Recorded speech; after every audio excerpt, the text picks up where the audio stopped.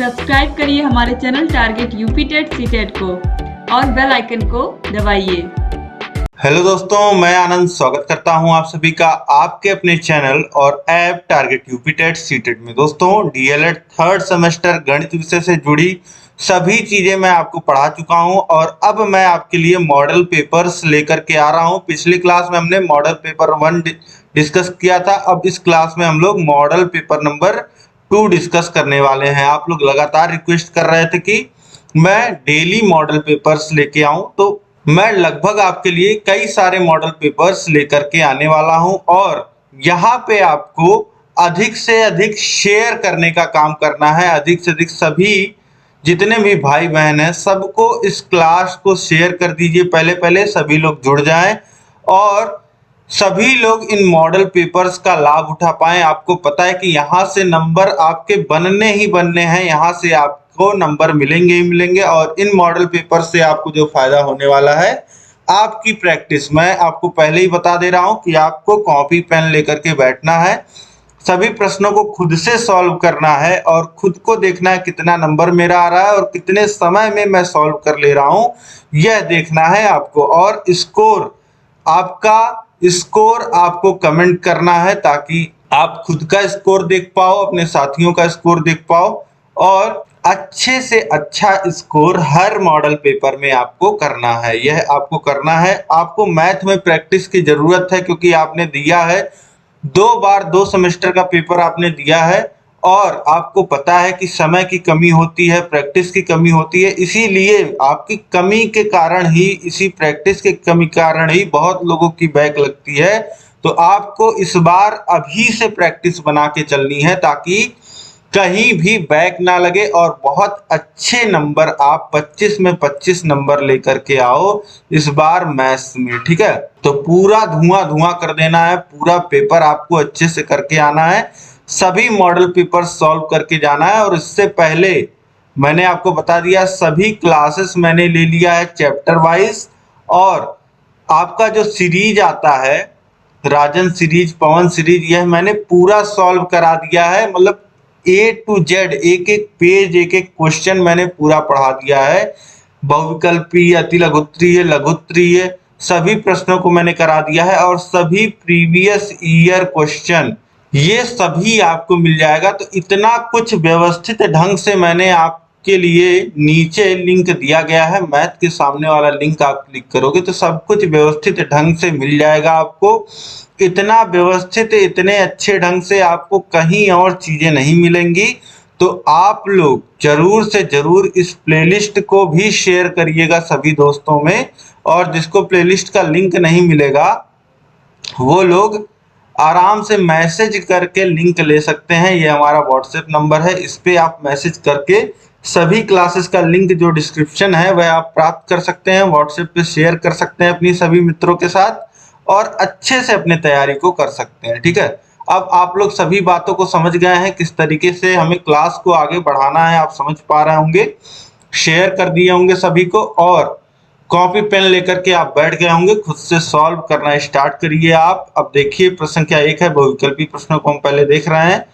6 गुणे ब्रैकेट में है x के घाते 8 भागा x के घाते 4। अब देखिए 6 गुणे x के घाते 8 भागा x के घाते 4, इसको कितना लिखा जा सकता है, ब्रैकेट में ही x के घाते 8 और जो भाग होता है वह बटे में लिखा जाता है, आपको पता है, x के घाते 4। इस तरीके से लिख लेंगे हम लोग। अब इसके बाद घातांक का नियम होता है, अगर a के घाते m लिखा गया है और बटे a के घाते n लिखा गया है तो इसको हम लोग लिख सकते हैं a के घाते m माइनस n। यहाँ पे देखिए a के घात में m है और उसके बटे में a के घात में n है। मतलब आधार समान हो तो अगर भाग हो रहा है तो घात जो होती है वह घट जाती है, इसको इतना लिखा जा सकता है। ठीक है, ये नियम है, तो इसी नियम के अनुसार इसको कितना लिखा जा सकता है, देखिए दोनों आधार जो है वह समान है, दोनों ही x है, तो x के घात में 8 माइनस 4 लिखा जा सकता है। अब इसको आगे सॉल्व करेंगे तो ये हो जाएगा 6 गुणे x के घाते 4 या फिर 6x टू द पावर 4, ये वैल्यू आ जाएगी। ठीक है, यहाँ ऑप्शन ए में दिया गया 6 x टू द पावर 4। और यहाँ पे देखिए 6 गुणे x के घाते 32 दिया है और यहाँ 6 गुणे x के घाते 12 और ऑप्शन डी में 6 गुणे x के घाते यह ऋण 4 है। ठीक है, यह 6 के घाते x के घाते ऋण 6 गुणे x के घाते ऋण 4 है। ठीक है, तो पहला प्रश्न आपने देख लिया, कितना उत्तर आएगा 6 गुणे x के घाते 4। इसके बाद देखिए प्रश्न संख्या 2 है, बैंक खाता खोला जा सकता है एक नाम से, संयुक्त नाम से, ए व बी दोनों से या कोई नहीं।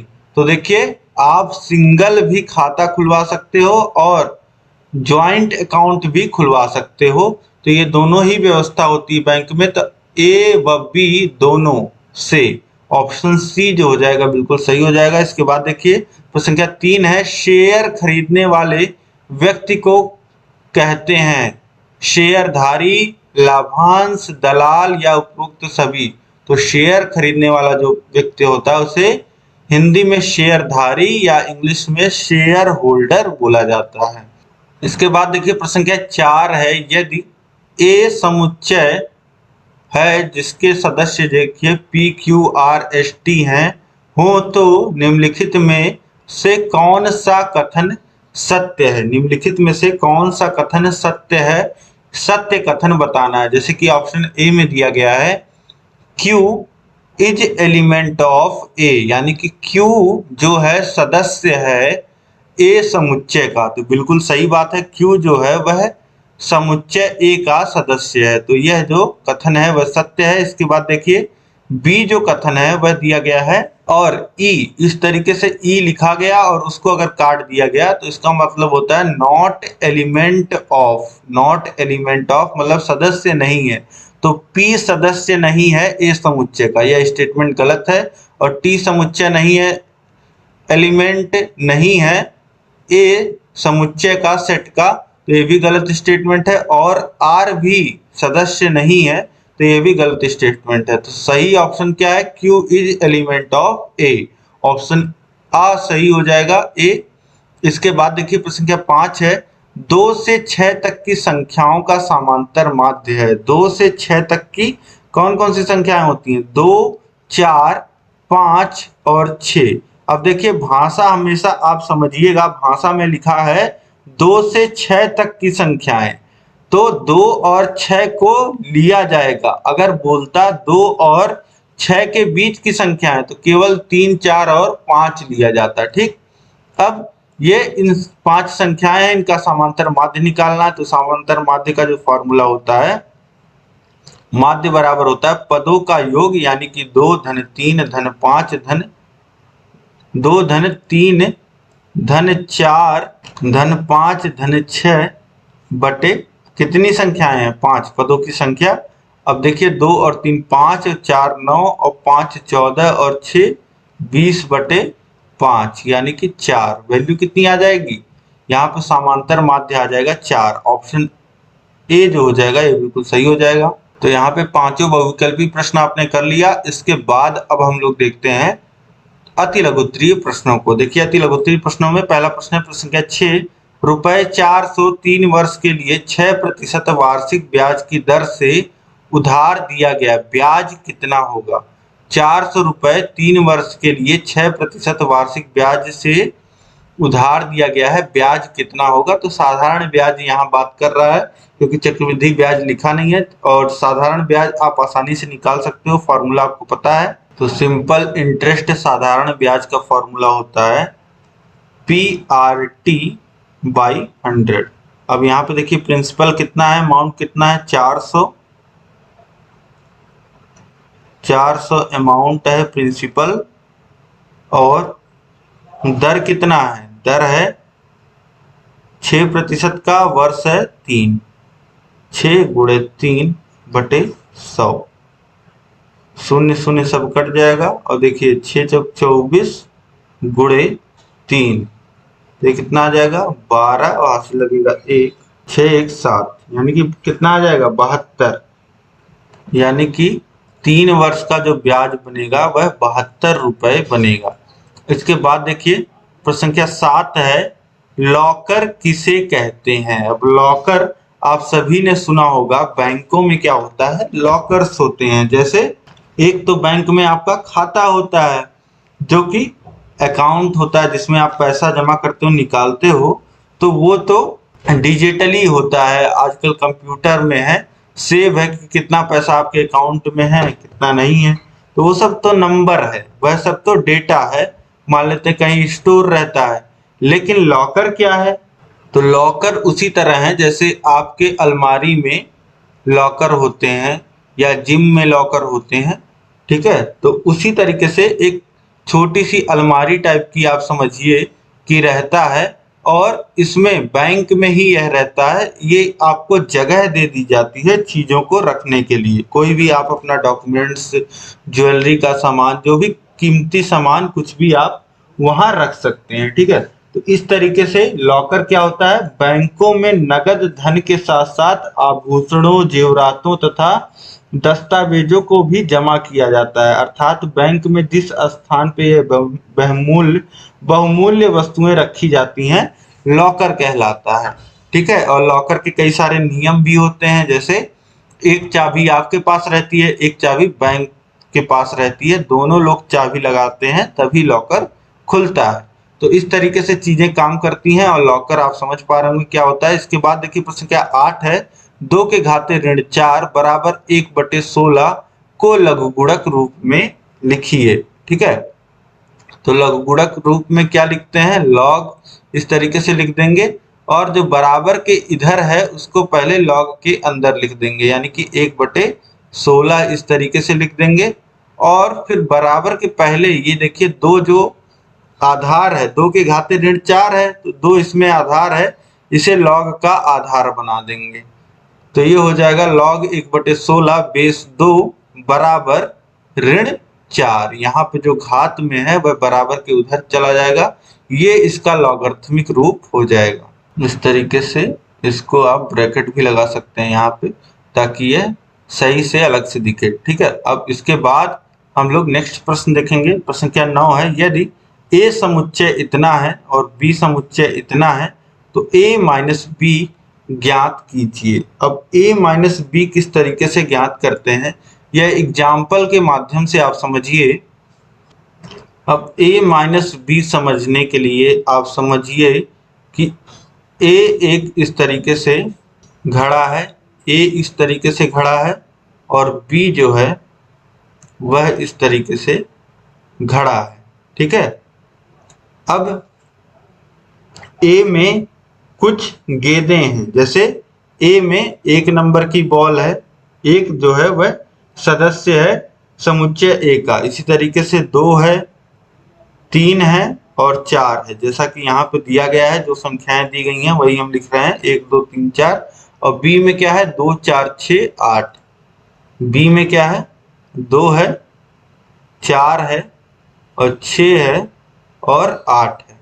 अब a माइनस बी में क्या होता है कि a में से वह गेंद निकाली जा सकती है जो b में हो, जैसे 2 जो है वह अगर a में होगा तो a में से निकल जाएगा, ठीक है। यही नियम है a माइनस बी का, मतलब अगर b में वह चीज है तो वह a में से निकल जाएगी, यही इसका नियम है।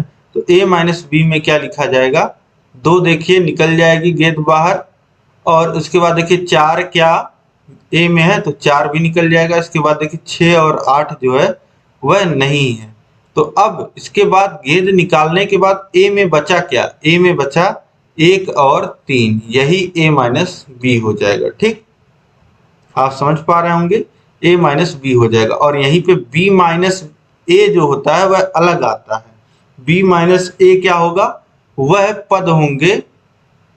अब b माइनस a में हम क्या चेक करेंगे कि a में जो पद हैं, a में जो पद हैं, जैसे a में 1 आ रहा तो क्या b में 1 आ रहा है, तो नहीं, तो 1 नहीं निकलेगा। और उसके बाद फिर देखिए 2 आ रहा है तो 2 निकल जाएगा, फिर 3 नहीं आ रहा, 3 नहीं निकलेगा, 4 आ रहा है, 4 निकल जाएगा। तो b माइनस a में 2 और 4 निकल जाएगा, तो b में बचेगा क्या, b में बचेगा क्या, b में बचेगा 6 और 8। तो b माइनस a की जो वैल्यू आएगी 6, 8 आएगी। तो इस तरीके से आप समझ पा रहे होंगे a और b, ठीक है। यह सबसे आसान तरीका, एक ही जगह मैंने दोनों करके दिखा दिया ताकि a माइनस बी और b माइनस ए का जो कंफ्यूजन है वह भी आपका दूर हो जाए।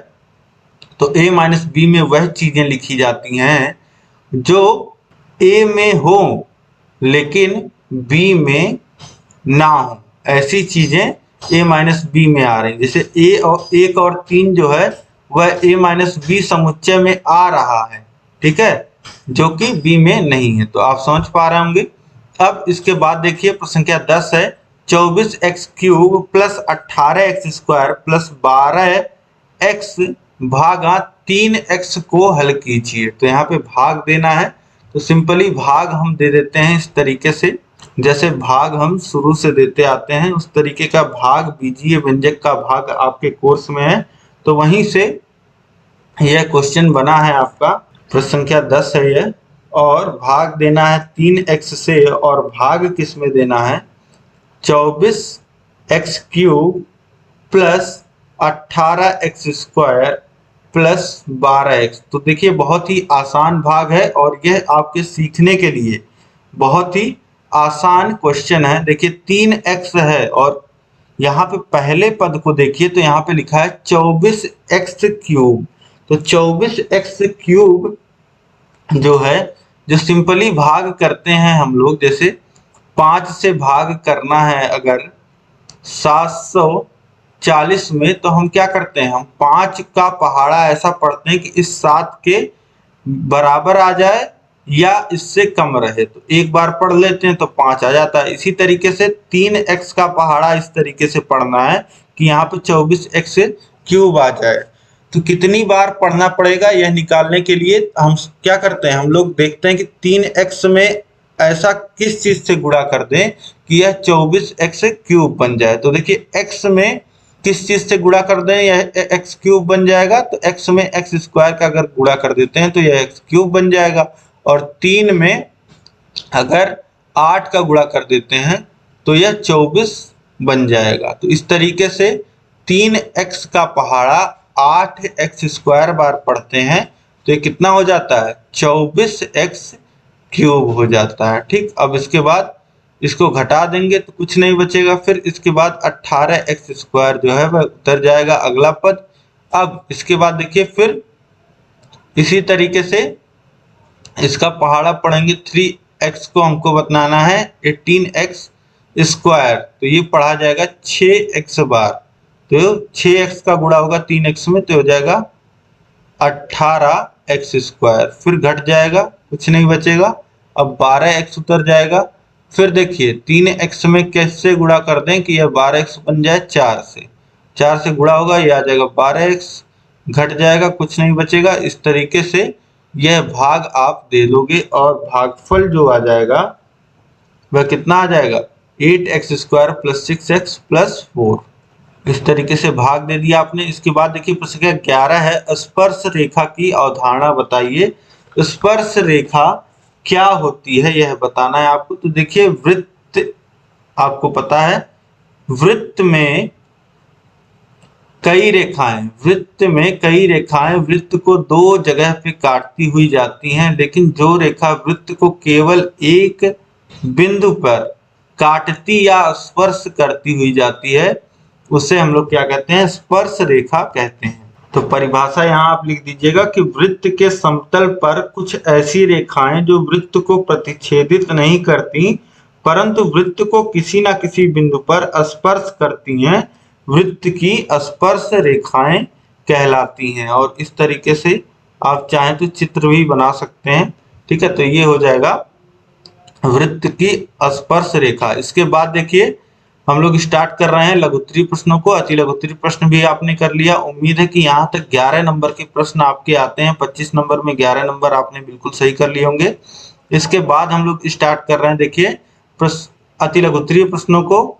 प्रश्न संख्या 12 है। देखिए यदि 15 मजदूर किसी काम को 45 दिन में पूरा करते हैं तो 25 मजदूर उसी काम को कितने दिन में पूरा करेंगे। तो बहुत ही अच्छा प्रश्न है और यह समानुपात का प्रश्न है।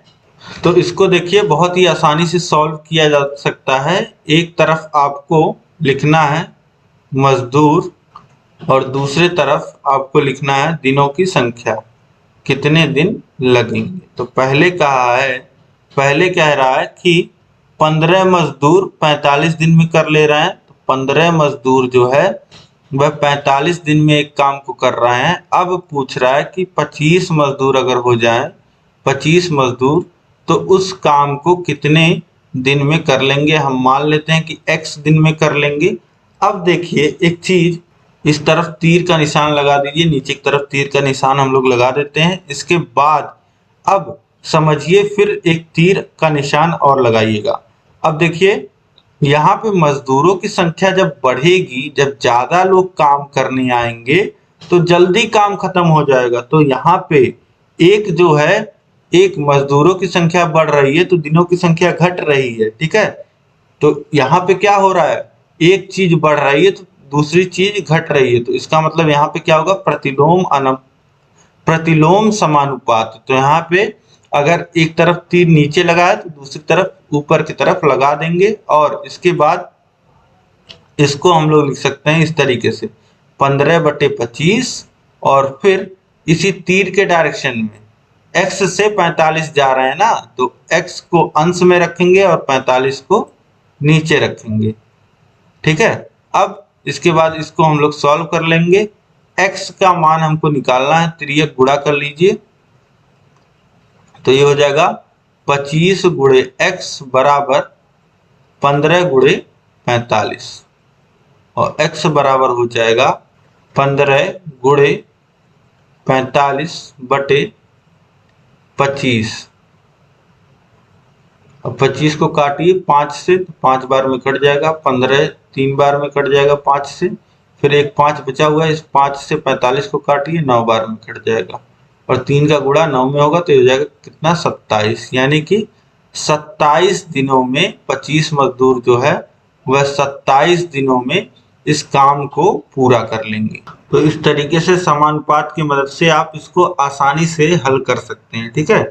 तो बस राशियों का आपको ध्यान में रखना है, ठीक है। अब इसके बाद हम लोग नेक्स्ट क्वेश्चन देखते हैं। तो संख्या 13 है, 64 के घात में देखिए लिखा गया है 2/3, और 27 के घात में लिखा गया है 2/3 का मान ज्ञात कीजिए, ठीक है। तो प्रश्न है 64 के घाते 2/3 गुणे 27 के घाते 2/3 का मान ज्ञात कीजिए। तो देखिए इसको हम लोग सॉल्व करते हैं। 64 के घात में है 2/3 और गुणे है 27 के घात में 2/3, इसी का मान ज्ञात करना है। तो देखिए 64 को कितना लिखा जा सकता है, 64 को लिखा जा सकता है 4 गुणे 4 गुणे 4, और इसके घात में है 2/3, फिर गुणे 27 को कितना लिखा जा सकता है, 3 गुणे 3 गुणे 3, और इसके घात में है 2/3, इतना आप लिख दोगे। और उसके बाद ये देखिए हो जाएगा 4 के घाते 3 और इसके घात में है 2/3, फिर गुणे ये हो जाएगा 3 के घात में 3 और इसके घात में है 2/3। अब देखिए यहाँ पे 4 के घात में 3 और उसके घात में 2/3, तो घात के ऊपर अगर घात होती है, जैसे a के पावर m लिखा गया है और इस पूरे के पावर n है, तो इसका मतलब हो जाता है a के पावर में m इंटू n, मतलब घात के ऊपर अगर घात लगी होती है तो घातों का आपस में गुणा हो जाता है। तो यहाँ पे क्या हो जाएगा, 4 के घात में 3 गुणे 2/3 गुणे, यहाँ पे इसी तरीके से यहाँ भी होगा 3 गुणे 2/3 हो जाएगा। अब देखिए 3 3 कट जाएगा आपस में, यहाँ पे भी और यहाँ पे भी दोनों जगह, और यहाँ पे देखिए क्या बचेगा, 4 के घात में 2 और गुणे 3 के घात में 2। अब इसे आगे सॉल्व करिए, 16 गुणे 9 हो जाएगा, और ये कितना आएगा, 16 9 144, तो वैल्यू कितनी आ जाएगी, 144। तो इस तरीके से आसानी से इसको सॉल्व किया जा सकता है, आपने देख लिया। इसके बाद हम लोग देखेंगे नेक्स्ट क्वेश्चन है, संख्या 14 है, एक नगर की जनसंख्या प्रतिवर्ष 10% बढ़ जाती है। यदि इस समय नगर की जनसंख्या 1,50,000 है तो 2 वर्ष बाद नगर की जनसंख्या ज्ञात कीजिए। तो देखिए एक शहर की जो जनसंख्या दी गई है वह 1.5 लाख दी गई है, और बताया जा रहा है कि हर वर्ष जो है वह कितनी बढ़ जा रही है, किस रेट से बढ़ रही है, तो 10% रेट से जनसंख्या बढ़ रही है।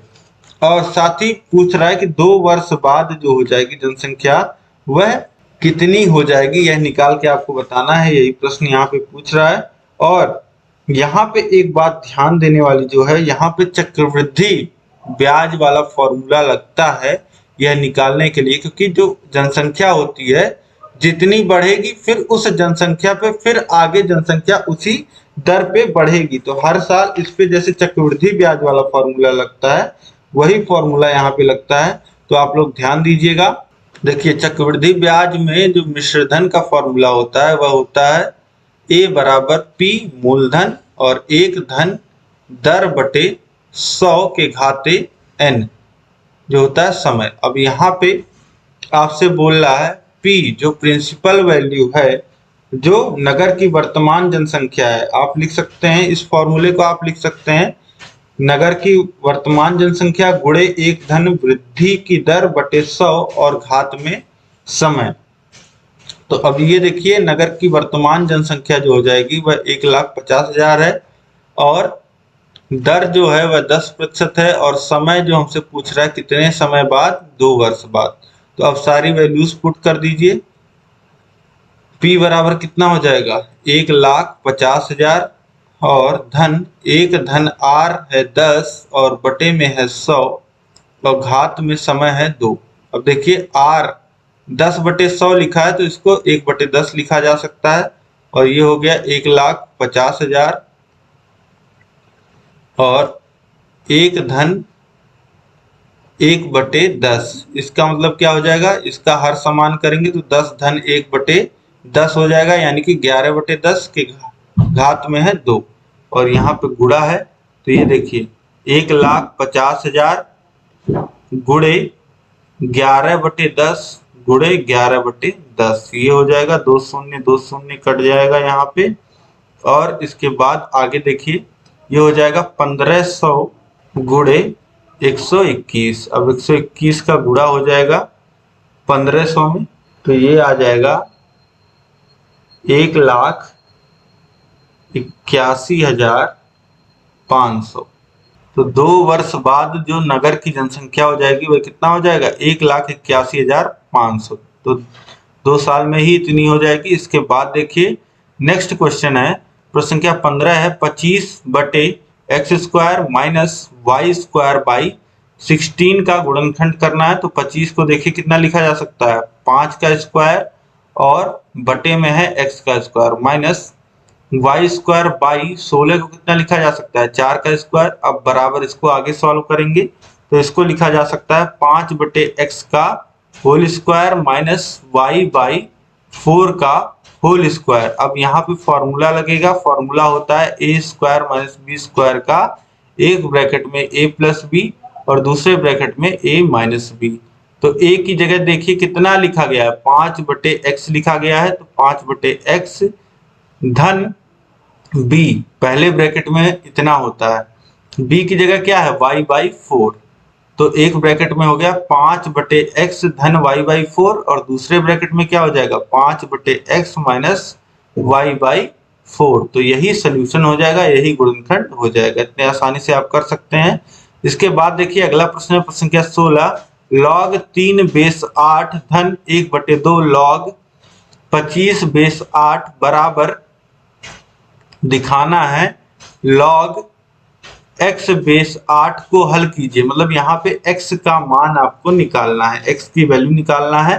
ठीक है, यहाँ पे x का मान नहीं दिया गया है और इधर जो वैल्यूज दी गई हैं इन दोनों को एक को सॉल्व करते जाएंगे, इस तरफ को सॉल्व करते जाएंगे तो फिर आपको एक ही में log की वैल्यू मिल जाएगी। चलिए देखते हैं, करके दिखाता हूं मैं आपको। देखिए यह दिया गया है क्वेश्चन में, log 3/8 धन 1/2 log 25/8 बराबर log x/8। यहाँ पे x का मान निकालना है। तो अब देखिए आपने लॉग्स के रूल पढ़े हैं, log a plus log b क्या होता है, log a plus log b इसका मान होता है, ये बराबर होता है log a इंटू b। ठीक है, इसका मान जो होता है log a इंटू बी होता है। और इससे पहले यहाँ पे सॉल्व करके मैं आपको बताता हूँ। देखिए log 3 बेस 8 है धन 1/2। अब कहीं पे देख रहे हैं आप 1/2 का गुणा हो रहा है log 25 बेस 8 में, ठीक है।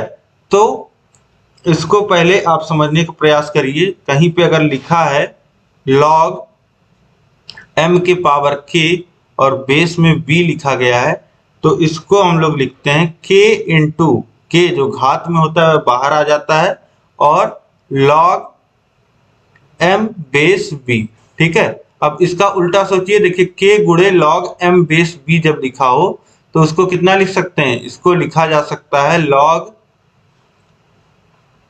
25 के घाते 1/2 और बेस में 8, ठीक है। इतना लिखा जा सकता है। यहां से यह नियम होता है बराबर log x बेस 8, ठीक है। यह लाइन आप समझ गए होंगे। इसके बाद आगे देखिए log 3 बेस 8 धन log, अब ये देखिए 25 के घाते 1/2 है, तो किसी भी संख्या के घाते 1/2 का मतलब होता है उसका अंडर रूट, ठीक है। तो 25 को लिख सकते हैं इस तरीके से। तो 25 को लिखा जा सकता है 5 के घाते 2, या फिर सीधे आप इसको 5 ही लिख दीजिए। 25 का जो रूट हो जाएगा वह 5 हो जाएगा, और ये बराबर हो जाएगा log x/8। अब इसको आगे सॉल्व करिए तो ये हो जाएगा। देखिए अब इसको देखिए दोनों लाइन को, ये है log a plus log b, तो इसको लिख सकते हैं log में 3 गुणे 5, 3 गुणे 5। यहां से इस नियम से देखिए log a plus log b बराबर होता है log a इंटू b, ठीक है। यहाँ पे log 3 धन log 5 लिखा गया है, तो इसको लिख सकते हैं log 3 गुणे 5। अब ये बराबर हो जाएगा, यहाँ सब जगह बेस 8 है, log x बेस 8। अब दोनों तरफ एंटी लॉग ले लेंगे तो ये क्या आ जाएगा, x बराबर 3 गुणे 5, यानी कि x बराबर कितना आ जाएगा 15। यहाँ से x की जो वैल्यू आ जाएगी वह 15 आ जाएगी। इस तरीके से x का मान हम लोग सॉल्व करके आसानी से निकाल लेंगे। बस लॉग के नियम आपको पता होने चाहिए, आसानी से हल कर लोगे आप, ठीक। इसके बाद देखिए आगे देखिए प्रश्न संख्या 17 है। यदि निम्नलिखित आंकड़ों का समांतर माध्य 21.5 है तो k का मान ज्ञात कीजिए। यहाँ पे देखिए कुछ आंकड़े दिए गए हैं, पद दिया गया है, उनकी बारंबारता दी गई है। तो पद दिए गए हैं 5, 15, 25, 35 और 45, और 5 की बारंबारता दी गई है 6, 15 की 4, 25 की 3 और 35 की k और 45 की 2। और यही k का मान हमको निकालना है, जबकि हमको समांतर माध्य पहले ही दे दिया गया है। तो पिछले ही क्लास में मैंने आपको बताया था हमको एक सारणी और बना लेनी होती है जिसमें 3 कॉलम होते हैं। तो चलिए बनाते हैं।